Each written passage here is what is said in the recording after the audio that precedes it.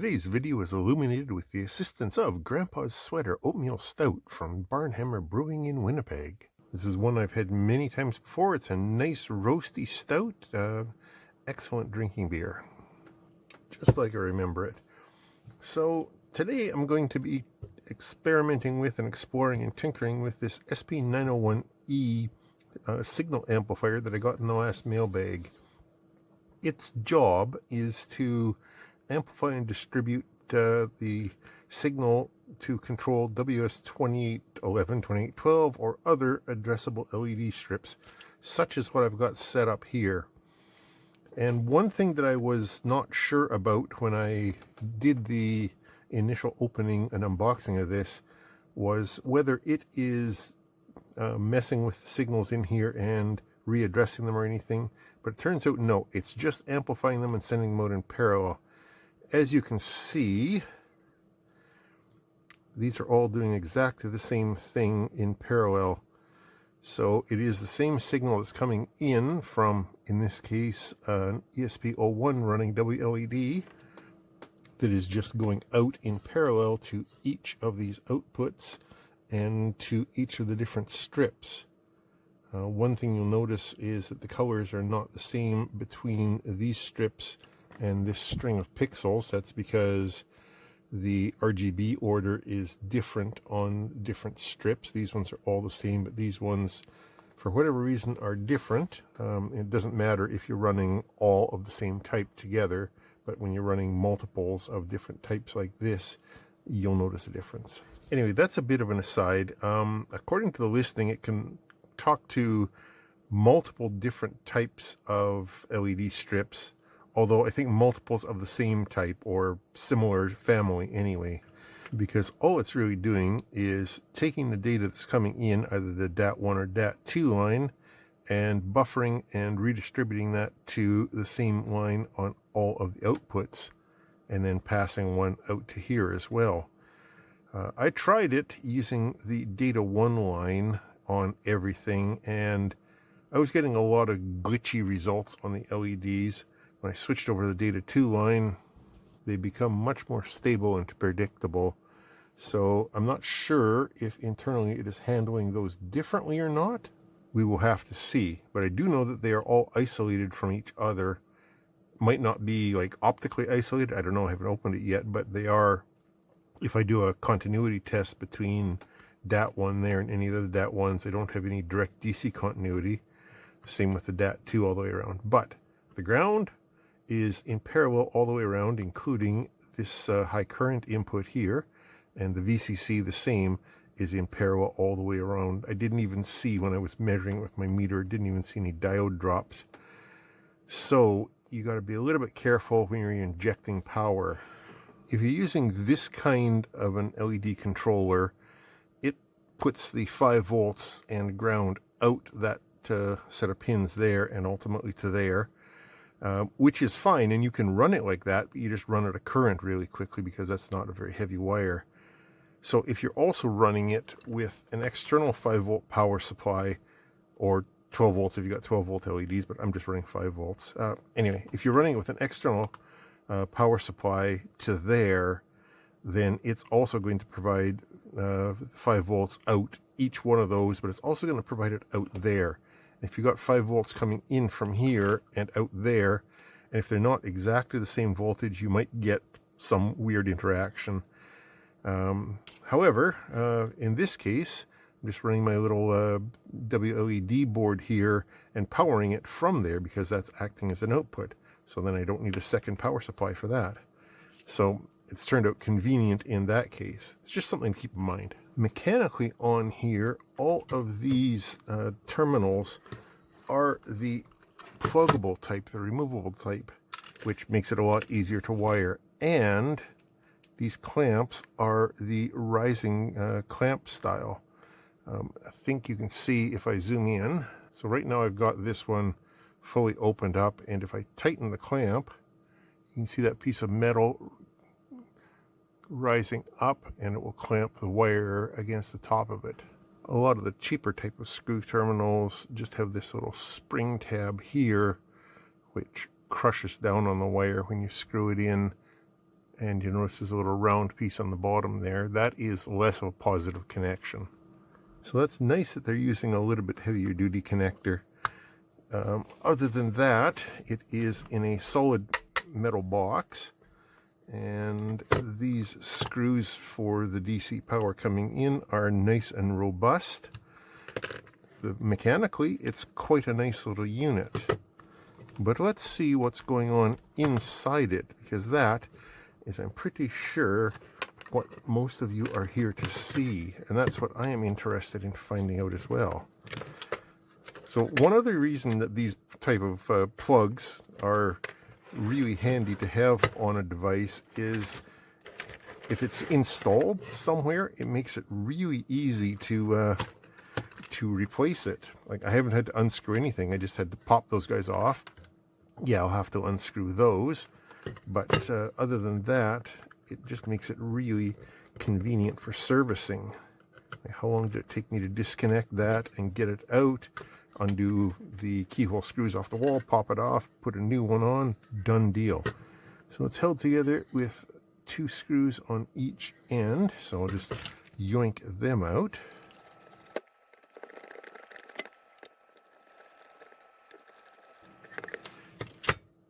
And then the cover should just lift right off. There we go.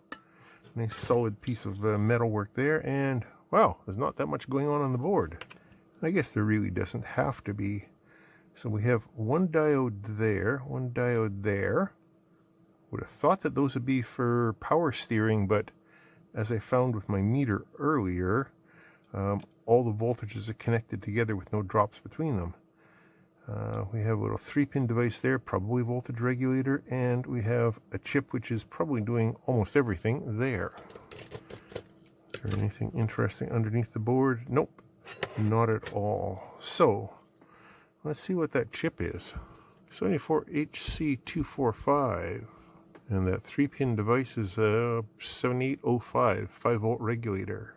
And the 74HC245 is an octal bus transceiver with tri-state outputs, which means the outputs can be either a binary high, binary low, or floating at no particular voltage. Runs between 2 volts and 6 volts, so 5 volts is right in there. It can drive an output load of about 6 milliamps at 5 volts. Okay. There is the rough logic diagram of each of the 8 sections. So it looks like they can be used in dual direction communication, but in this application, it's probably got the direction input tied permanently in one direction, because that's all we really need for what we're doing here. And even though it's not a dip package, that is going to still be the pin out of it. So direction will be on pin 1. And then there is your 8 ports on one side and the corresponding 8 ports on the other. I don't really want to call them input and output, because it depends on what that direction pin is set for. And there's an output enable, which I'm going to assume is also tied to either a permanently high or permanently low in this application. So we have 8 ports on this thing. We have a data 1 and a data 2, so I'm going to guess that data 1 takes 4 of them and data 2 takes 4 of them. How is that going to work with the 4 outputs? Maybe they're daisy chained or something like that. But then how does it work over here? Because in my testing, data 1 and data 2 there aren't directly connected to data 1 and data 2 there.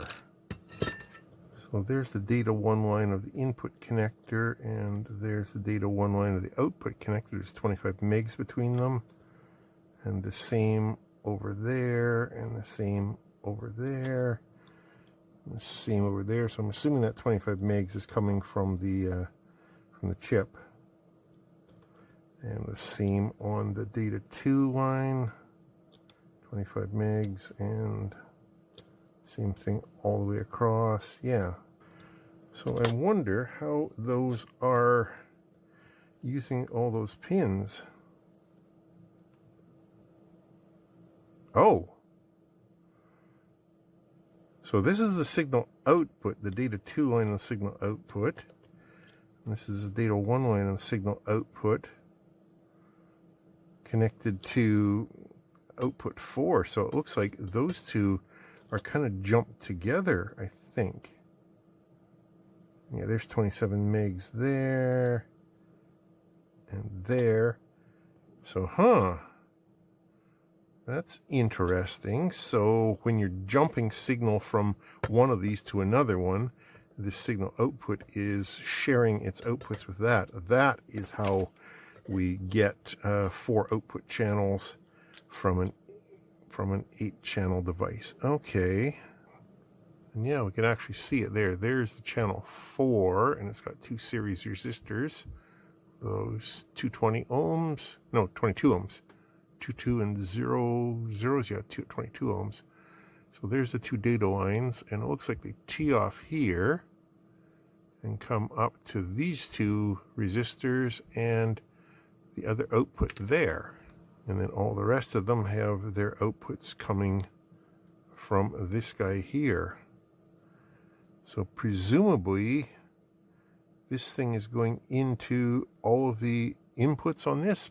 I know calling them inputs and outputs is kind of silly, but let's just refer to it that way because that's the way the arrows are going. Oh yeah, you can actually see it there. Okay. So jump, jump, jump, jump. And that one just goes to that pin, but so yeah, okay, sure, that makes sense. So half of the pins are jumping on this side, and half of them, the traces, are jumping underneath the chip where you can't see them. That makes sense. Alrighty. And since the wiring for each of the outputs is exactly the same, I wonder why that data 1 was acting flaky on me before when I was connecting everything up. I don't know. Regardless, this Sony 805 over here that we saw earlier, it will be just powering this chip because this thing can, as it says here, run up to 24 volts, but the signal is always going to be a 5-volt TTL signal, which matches with what that chip is. Nothing else to see here, really, I guess. I might as well put it back together. I guess I could go on the internet and see if I can find any manual or anything else for this that explains maybe what the difference is, if there is one. The listing that I bought it from didn't have a manual or anything, just a vague instructions, but let's see what we can find. Hang on here. So there's the listing that I bought it from. I'll put a link down below if you're interested in one of these. And there is all it really has to say. Multiple different types of pixel strips.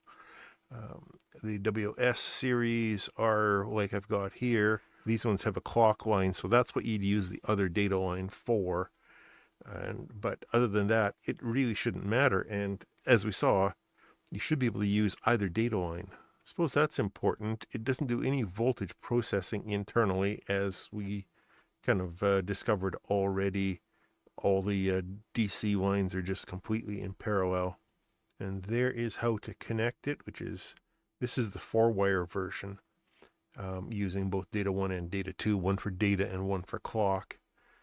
And you can cascade them, although again, as we saw, this cascade is basically just electrically in parallel with this 4th output, which is a little cheesy, but I guess you're not really loading it down because you're just connecting to the input of another one of those those bus driver chips, which is going to be a high impedance input anyway.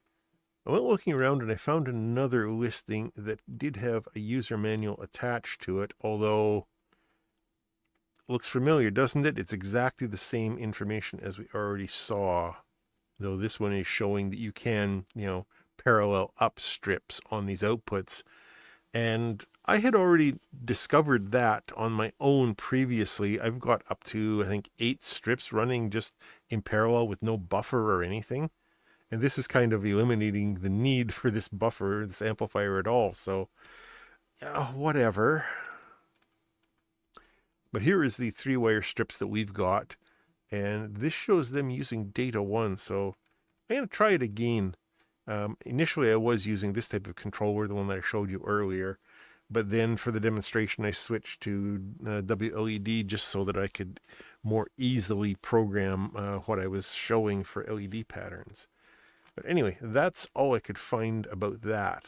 Though I did find one other one, which has 8 outputs instead of 4. So if you have need for that, I guess that's a good thing too. It's probably just going to have 2 of that same amplifier or buffer chip in there. That would be my guess. So just for funsies, when we reassemble this, let's do it with data 1 instead of data 2. Just, like I said, just for fun.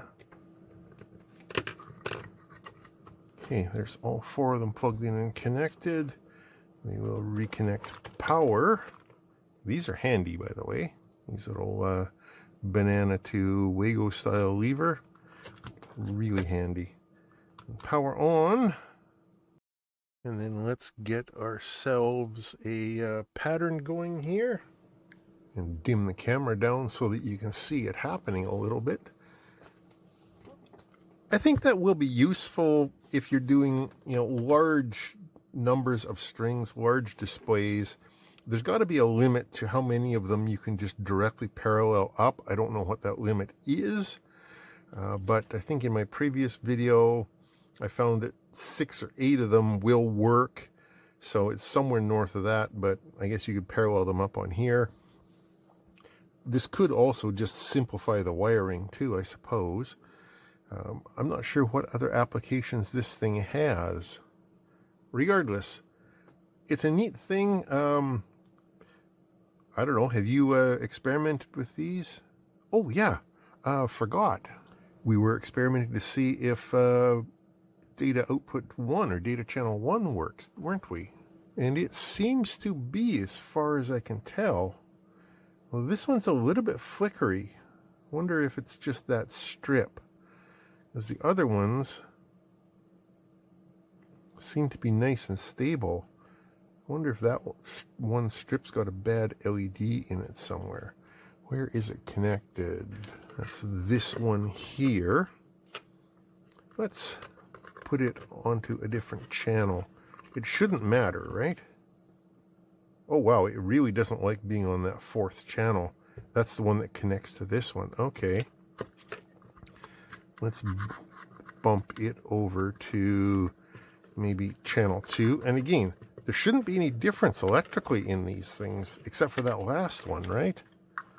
So let's see what happens here.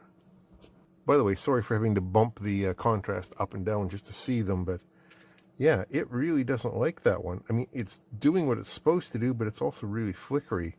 Maybe it's just that one strip. I don't know. I've tried to find a representative sample of strips. These are all slightly different. I mean, there shouldn't be much different between these two except for the color of the backing on it. And these are all WS2811 or 2812, so they should all be behaving the same. I'm going to say that it's that strip that is goofy, as we saw moving it around didn't make it any happier. So one thing I noticed when I was experimenting just moving that one goofy strip around is that the wiring between all these connectors over here and this output connector, and that input as well, are different. It's in the opposite direction. On this one, it is ground, data 1, data 2, VCC. And in that direction, that's correct. But in this direction, if you actually plug it in, VCC goes on the ground wire, data 2 goes on the data 1 wire, and positive voltage goes on the ground wire. So, yeah, there's a gotcha. Regardless, I think that's about all I have to say about this thing. Questions and comments down below as usual. I'll put a link to that as well down there, as well as a link. Well, that manual didn't really tell us anything that we didn't already know anyway, but yeah, I'll put a link to this one and its bigger brother one, I guess, too, in case you're interested. Yeah, talk to you later.